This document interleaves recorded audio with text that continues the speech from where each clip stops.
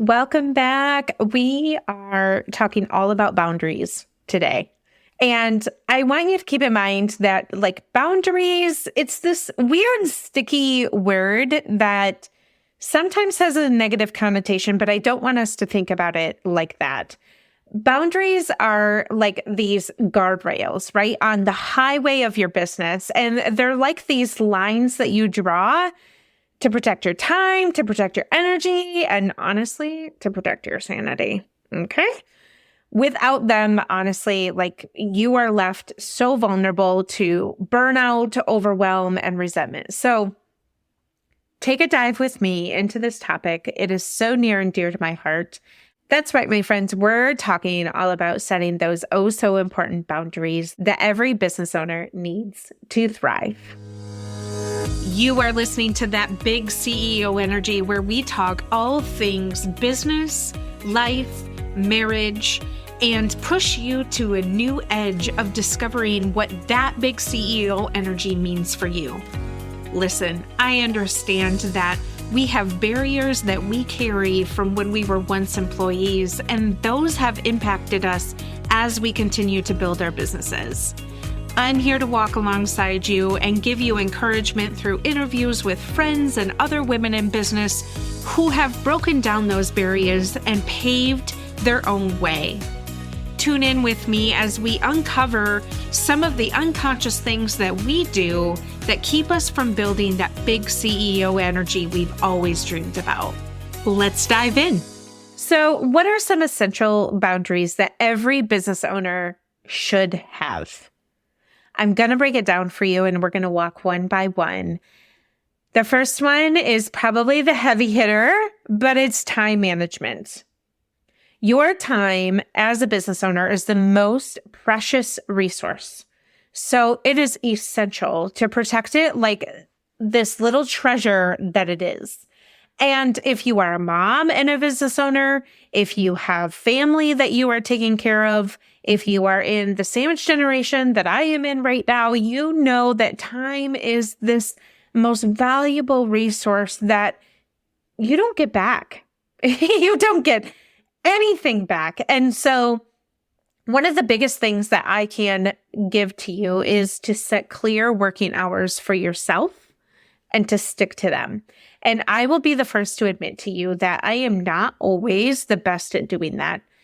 I have made it super clear in my welcome packet, in my contracts, and those things that I am available, but I'm not always great at doing that for myself. And just speaking with my hand up in the air, right? That it is totally okay to say no to projects or meetings that don't align with your priorities. So if you're having a heavy day, I think sometimes we get in this mode of, I can't cancel anything because they are depending on me. And your mental health is the number one, bar none, the most important thing that you need to protect. And so if your time is this thing that is creeping in and is the thing that is providing you a burnout, you need to be able to, yes, schedule in downtime for rest and rejuvenation, but also release the notion that you can't cancel things and don't feel guilty about it, you know?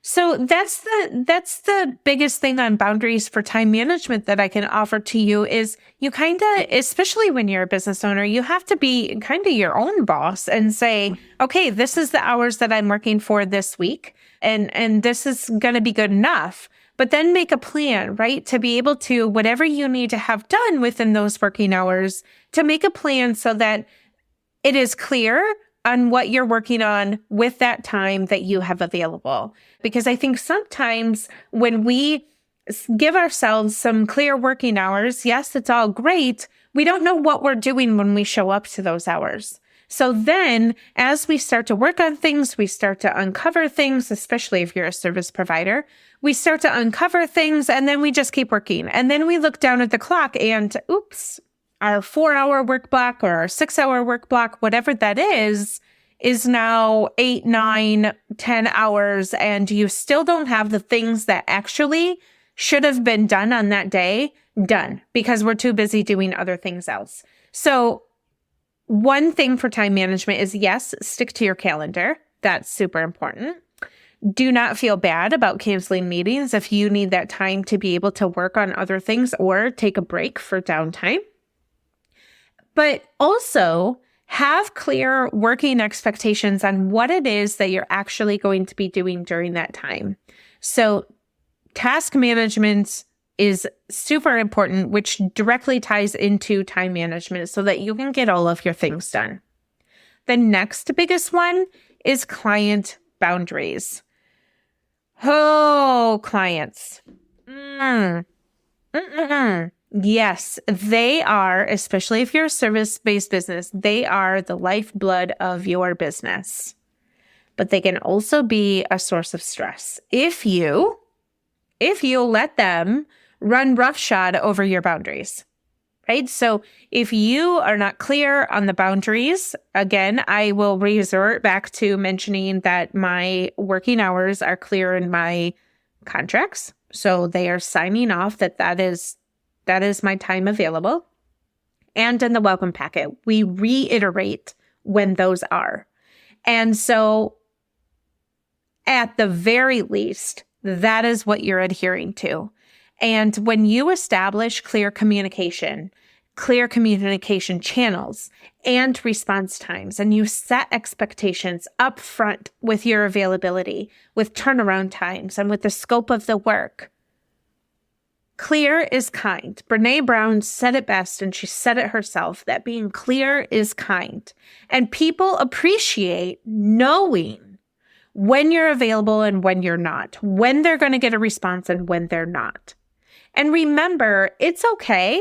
It is fully okay to release clients and say no to clients who don't respect your boundaries. We let money play way too much in the playing field of breaking our boundaries because oftentimes, if you are a service-based business, there is an underlying fear, which I'm going to link the fear episode that I just talked to last week, because if you didn't listen to it, you need to go back and listen to it. So peep the show notes for that. But there is this fear that if we don't overstretch our boundaries, like we're never going to get another client again. How silly is that? Think about it. Do you think about that right now? Like, have you had that irrational fear that like, oh my gosh, I need to be able to please this person because they provide XYZ in my finance situation? And that's what's going to lead me to the next boundary, which is financial boundaries.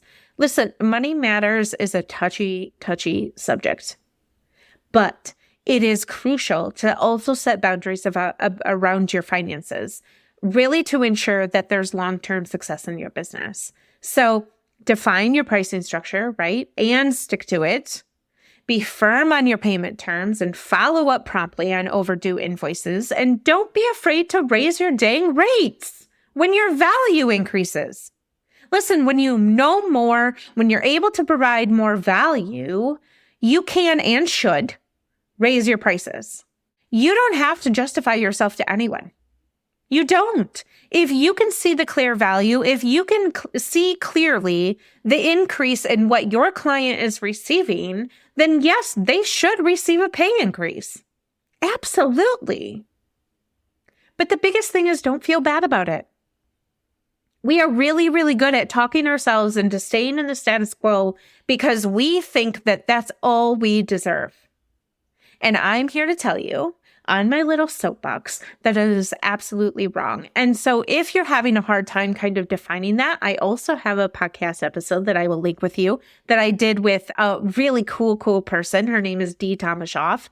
But this is everything that she embodies is how to give you a pay increase, right? If you maybe don't have audacity, or maybe you don't have the confidence yet to raise your rates, there are other ways in your business to give you a pay increase. So I'll link that for you also in the show notes. One of the things is this work-life balance boundary that we always teeter on, right? It's why we became an entrepreneur, so we can have work-life balance. And I'm giggling just as hard as you are listening to that whole entire sentence. But as entrepreneurs, right, we all know it's easy to fall into the trap of working 24/7. But burnout is a real threat if you don't prioritize and stick to the work hours and stick to prioritizing what self-care means to you and what work-life balance means to you. If you set boundaries around your work hours and then suddenly you're not sticking to them, what does that have to say about who you are inside of your business? When you create dedicated spaces for work and leisure to avoid these blurring lines, it allows you to make time to be creative. When you don't forget to make time for hobbies and relationships and activities that bring you joy outside of your business, what happens is you become more in love with your business, you become more in love with your life, you become more in love with who you are. And isn't that the real reason why we left corporate? Isn't that the real reason why we decided to start our business in the first place? Is because we were missing something. And generally, that missing something is missing who we are outside of work. So if you're trading corporate for doing 24/7 in a business and you're not giving yourself that time, then why were we leaving corporate in the first place? Right? There's these personal boundaries that also need to be interjected with this whole work-life balance. And when we set boundaries in our personal life with the people in our family and with the people that, maybe are not contributing, and you have made this pedestal for people that they cannot meet because they're slacking or because you have changed or whatever, that is something deep and personal that I would encourage you to look into. But I want to remind you that it is really okay to keep certain aspects of your life private and off limits to clients and colleagues and the world, social media. And when we can learn to say no on the requests that encroach on personal time or boundaries, that's where true joy lies. That is where we find ourselves and not necessarily finding ourselves in the midst of other people. And I want you to always remember that you are way more than your business. You are way more than this pipe dream that you have. You are way more than this societal idea of what success actually means. And when I say that you are way more, it's because you have made the dedicated effort to make time for yourself and the things that matter outside of your job title, outside of what your business does.